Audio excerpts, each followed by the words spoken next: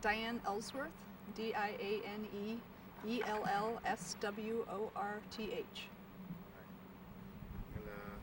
you've lived here for a while? About 12 years. Yeah. Now, what are some of the concerns that you have when that season comes around? Oh my. Well, the whole nature of the town changes. We go from a really private, secluded little village, with no traffic on the road to this huge bustling town with tourists and dip netters screaming through town. The roads are congested. We have no sidewalks, no way to get off the roads. It's a narrow, no berm. So travel up and down from the village downtown and through downtown to even the post office is dangerous. And then if you want to go out to 1 Mile Lake to swim or fish, which is something we like to do, it's you're taking your life into your hands. It's you have to watch out for people who are driving down from down from Fairbanks to Chitina after working all day, and they're tired, and then they get here and usually party some and dip for their fish, and when they get their limit, or if they get their fill of their beer, then they hop in their trucks and drive back up. And sometimes they're pulling campers. A lot of time they're pulling boats, and they're exhausted, and they're very dangerous, and they almost never recognize our signs. We have about 5 people that get in front of them and slow them down and annoy the crap out of them, but that's what we have to do to get them to slow down to the 30-mile-an-hour limit that they're supposed to go. So people actually in town actually drive their cars out? Oh yeah. There's How'd you store organize owners that even do it. We're such a small town. Everybody knows everybody, and we've had a couple of kids almost killed. One was knocked off his bike, and his bike was thrown in the ditch. It's just every summer it happens. And we love to see the fishermen, we love to see the tourists, but it changes so much. It's a dangerous time, and we'd like if they were more respectful, if they realized this is a community where people live with children and dogs and horses and everybody. And if they'd recognize and respect the law and go 30 miles an hour or slower, especially if they're pulling boats, campers, then it would be better. But the other thing is they go down to O'Brien Creek and places on down the river and light campfires and throw a lot of trash out. And the main thing about campfires is the wind in Chitina howls. Anybody who lives on a river in Alaska knows you just have constant wind that blows all summer long, and it runs up from O'Brien Creek right to Chitina and through. So when we have a fire, we're all at risk, extreme risk. The whole town would be wiped out with a fire. And there's just, I don't know, not every summer, but frequently we've had fires that had to be put out. So that's scary. It's kind of a ticking time bomb there. Yes. Could be changed that would help alleviate the situation? That's a tough one. Boy. Well,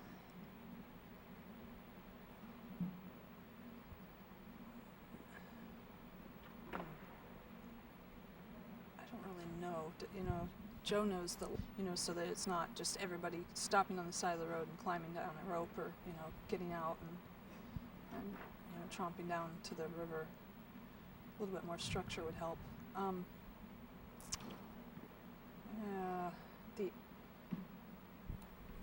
If we change the hours of the fishery, so it's not just, a nighttime thing, or maybe if it's a daytime thing, I don't know, maybe that would help people not to come down and fish all night, because that's what they tend to do. They leave work, drive down, fish all night, and then drive home, and it's, they generally, a few spend the night, but usually they just drive, and it's very dangerous. They're exhausted, and a lot of times they're drunk. So law enforcement would help to, on the roads, to slow them down. They are speeding. That's something a lot lot of people that might see this might not realize is that, you know, there isn't a tree. Oh, don't tell them. No, we've got 5 or 6 right around. We should hire a VPSO maybe, you know, and have enforcement. That's a problem. Yeah. All right. Is there anything else that you'd like to add? Well, I'd like to see the DOT finish the bike path that was promised to Chitina years and years ago. I know there's a few people along the road that don't want it, but boy, we sure need it. I have children, and there are quite a few. There's about 40 kids in Chitina, and they need to have a place to go, and there's not very many places to walk that aren't right on the road. So the bike trail, finishing that bike trail should just be paramount for DOT projects. Did she give examples of the trash?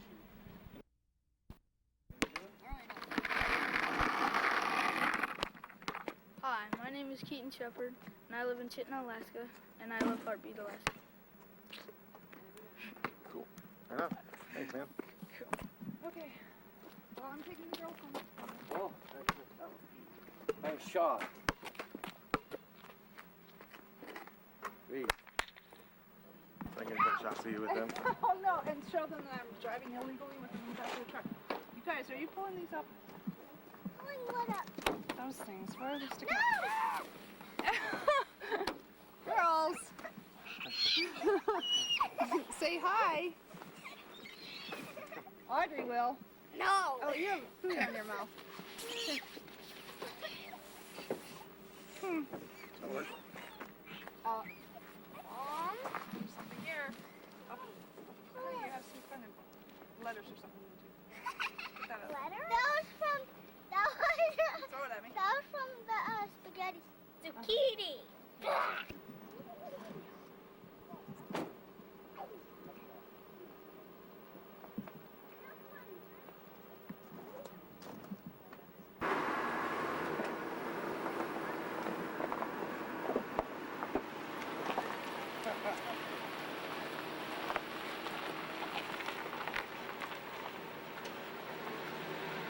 Past mile 2.63. Mm-hmm.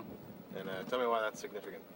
Now, by the state survey of the right-of-way, on their map, it depicts from mile 2.63 to another mile marker on the other side of O'Brien Creek.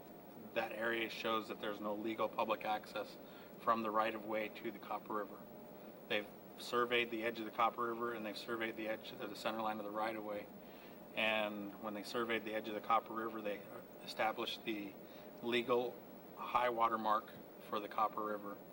And between that line that they surveyed and the outer edge of the right-of-way is all private property in between.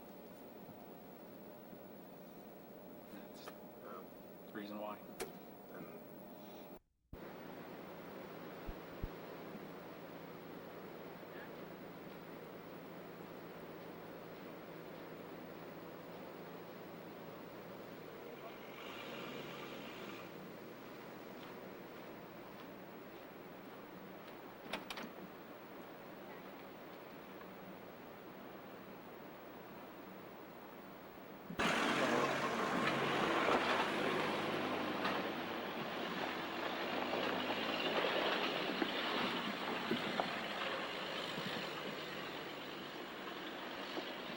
Not sure where you want to.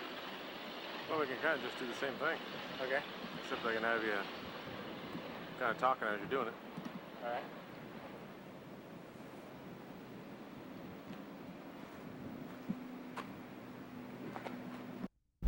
And I'll let you. Okay. So, well, first of all, start off by telling me where we are with the center line. Okay, currently we're standing right in the center of the road that brings you from Chitina down to O'Brien Creek and further on down to Haley Creek and Escalita Creek. This is the state of Alaska's right-of-way claim. They say they have 300 feet, 150 feet from each side of the center of this road. They have gone through with the surveyor and surveyed the center line of the road and have put it on a map.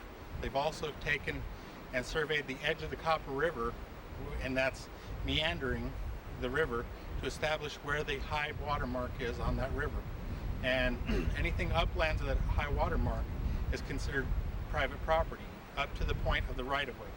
That's 150 feet from the center line where we're standing currently. An average person can just estimate distance. The average footstep for a human being of an average height, about 5 foot 10 inches tall or so, the average footstep is about 3 feet long. So just taking and estimating 150 feet being approximately 50 steps. What I'm going to do here is I'm going to take from this point, pace off 100 or 50 steps, pardon me, and go a couple extra steps and show you where the line is outside of the right-of-way. Yeah, let's go. One.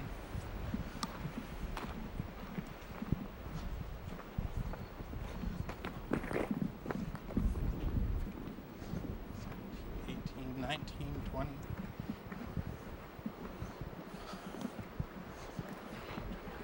30. 36, 37. 40. 43, 44, 49, 46, 47, 48, 49, 50. This is approximately 150 feet from that point where we started at. And if we were to take just an extra step or two just to make sure we're over that line, we are currently standing on private property. This is Chitina Native Corporation land, and the same thing can be done at Escalita Creek and at Haley Creek from the center line of the road. It doesn't matter whether there's a survey marker there or not. You can see the road and you can find the general center of it, and you can take a few steps and you can find the edge of the right-of-way. It's not impossible to do, and that's what Chitina is going to do here.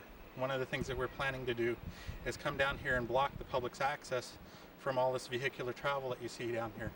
All of these people in all of these vehicles behind us are trespassing at this point. They do not have the private property owner's permission to be here. And that's what we're talking about with this whole issue, is over public access. In 1992, the state of Alaska executed an access agreement with the private property owners, Chitina Native Corporation and Ahtna. And in that agreement, it said that they would collect a fee to compensate us for the public's negative impacts through trespass, and allow the dip netters access at these points to get to the Copper River to harvest their salmon. Well, last year, being 2003, the state legislature removed the statute that permitted the Fish and Game to collect that dip net fee from the dip netters and execute an access agreement with us to compensate for the negative impacts in this trespass that happens. So this year we are forced into a situation, and we're going to utilize the survey that the state of Alaska has done to establish where this line is, this property line. And we're going to be working to monitor and prosecute anyone that is caught trespassing on our properties. We're going to make it easy enough to where everybody knows where this legal line is at, and it's going to be very difficult for them to say, well, I didn't understand, I didn't know I couldn't go over here. I mean, we're going to do that by physically blocking their access here. And the entire issue is over access from this point. Now there's several different issues over this one fishery. There's been battles in the past over whether it's the users of this dip net fishery are subsistence users or they personal use fishermen. There have been issues over the number of fish that are allocated for this personal use fishery, the dip net fishery, which is in the Chitina subdistrict, and the Glen Allen subdistrict, which is upstream of the bridge here in Chitina. I'll let this vehicle, another trespasser going by. And invited here by the state of Alaska, by the way. The state of Alaska creating this fishery and not monitoring or not enforcing trespass, knowing very well that this is the boundary line. The state of Alaska negates its responsibility to try and prevent or diminish the amount of impact that happens to private property owners. They do so in Anchorage, they do so in Fairbanks, they do so in other cities where the police would respond in a timely manner to come and investigate any trespass that was called in, but they won't do that down here. But back to the issue over the allocation of fish, the dip net fishermen receive a higher allocation of salmon than the subsistence users, which are upstream from here. The dip netters that come down here are, by management plan, allocated 150,000 fish, where the subsistence fishermen upstream from here are only allocated about 60,000 fish per year. And then the commercial fishery down at the mouth of the river is allocated even more than that. And so that it becomes a battle over the fish that are in the river, actually. And it proves to us that the management over the river resources, the salmon that are in there, are not being managed properly by what the state says that they are managing for. They say they manage their salmon resources for subsistence first, but they are not doing so, in our opinion, by the way that we see the management being exercised. They allocate fish to the commercial fishermen and the personal use fishermen at a higher rate. They don't allocate enough fish to the subsistence people in the upper Copper River area. And then they do not work to make sure that those upriver fishermen are able to catch their fish like they did traditionally. We have upriver users that are currently not getting their early run salmon, and they're being told that they can't fish this early in the month of May. They actually closed down the subsistence fishermen, this personal use, and the sport fish, but they let the commercial fish continue to go. And that didn't help in any situation that we could see. What we're working towards now is to help the state of Alaska change its fisheries management plan. And we're going to do that through the regulatory process, through the Board of Fish. And we have several of the villages along the Copper River that are going to work towards that means. But the main issue that we're working on right now, and what we want the public to come away with here, is that this is an issue over private property and public access. We are asking the public to respect our rights as private property owners, the same as they would expect us to respect their private property rights if we came to their home in Anchorage and did not go over the curb and into their private property. If they expected us and they put up a sign that said no trespassing, would we come there and tear down their sign? No. If we did that, then they would have every right to contact the police and have a quick response. But they treat this private property here a lot different than they do with the property of an individual in Anchorage or in Fairbanks or in Juneau or anywhere else. Yeah. Well, If they were to stay with... Let's talk about that. Okay. Because that's what you might wonder, because it looks like this is high water. Right. High water area. Okay. The state of Alaska, when they surveyed the edge of the Copper River and they established the legal high water mark, they did not go through and post any boundary markers. But you can tell pretty easily by the way that the ground is eroded by the river.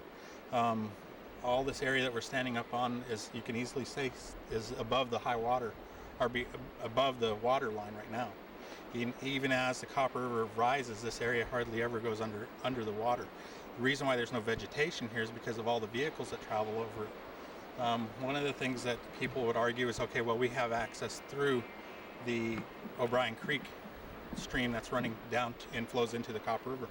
But O'Brien Creek is not a navigable water body, and therefore does not transfer to the state ownership, and it is considered private property. The riverbed, the stream bed underneath O'Brien Creek is private property by the legal documents that we receive from the BLM for our conveyance. And through the state documents, through the BLM federal system, it's all depicted as a non-navigable water body.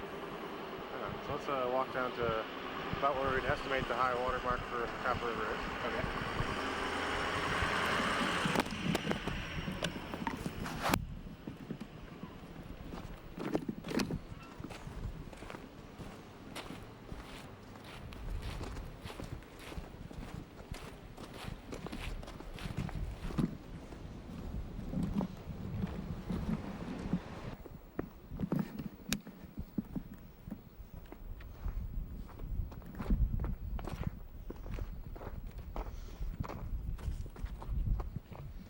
Okay, I'm going to say that right in this area is about where the high water mark would be for the Copper River. I cannot exactly tell you the points where the state surveyor came through and took his measurements from, but looking at the riverbed, you can see that there's sand and silt up above that has not been washed away by the river, has not been carried here by the Copper River, but it is sand and silt from the area. And then you can see the river rock that's below me, and it's pretty distinctive. It goes the same way all the way down to the river, down into the Copper River. And so I would say that anywhere in this area is where that high water mark would be.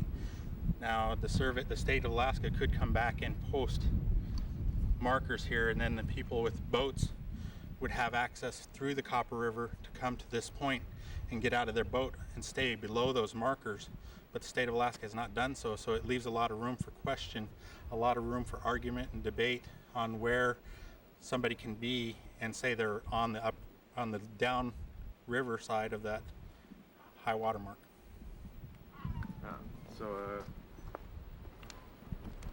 so all these vehicles that or most of the vehicles that we're seeing here are indeed sitting on Chitina land. They are sitting on Chitina property. Even some of these vehicles here, you can see that these are four-wheel drive vehicles, and yes, they would probably be able to get through some water, but there's no way that they would be able to drive through the Copper River from the right-of-way anywhere down the road from here and get here to this point.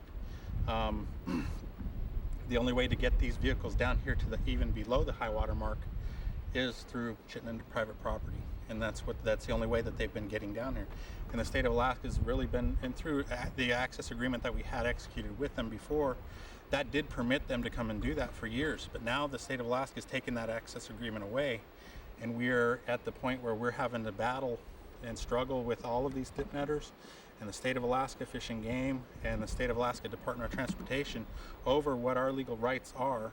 And when we come down here to try and exercise them, it becomes an overwhelming task because of all the different individuals that come down here. They issue between 8,000 and 10,000 dip net permits each season, and that's 8,000 to 10,000 households of Alaska that come down here and rely upon this fish. And they don't all come right here to this point, but this fishery extends over a 10-mile stretch of the river, the Copper River, and these families are needing this fish just the same as the subsistence users that we represent are needing the fish.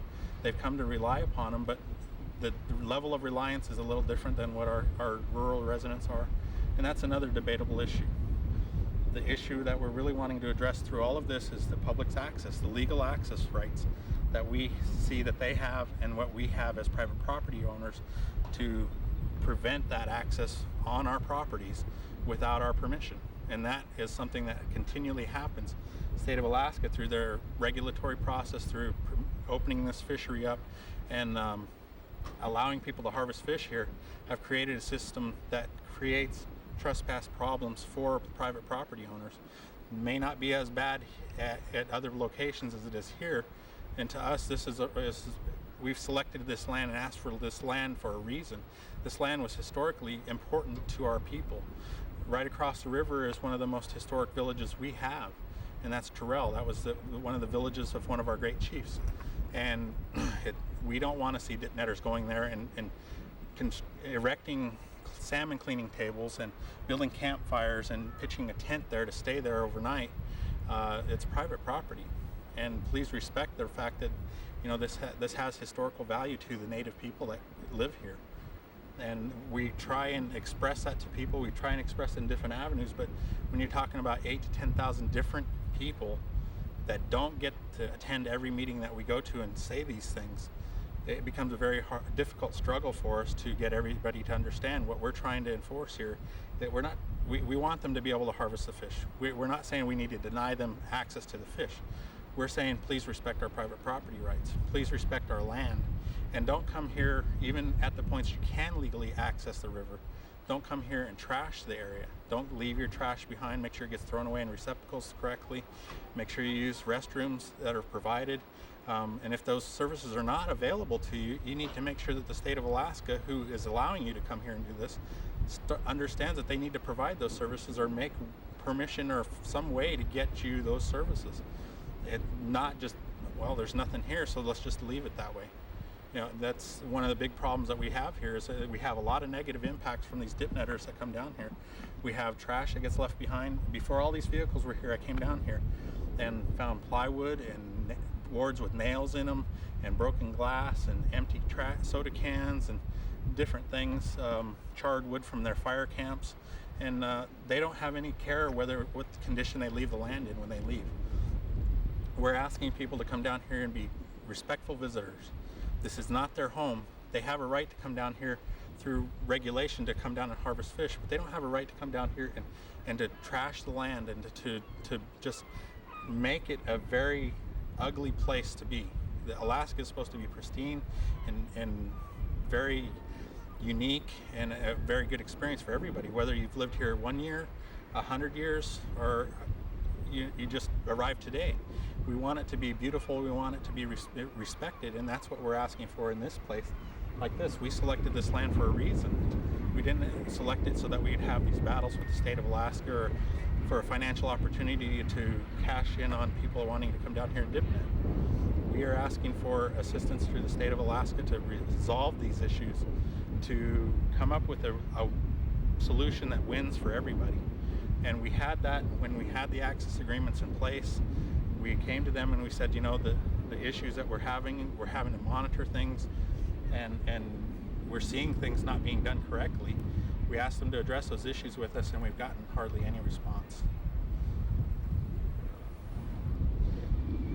So just over there, you're going to put up barriers? We are planning to purchase some concrete barriers, much like you see along the highway construction sites. They're approximately 2.5 feet tall and about 10 feet long, and they weigh about 4,500 pounds apiece.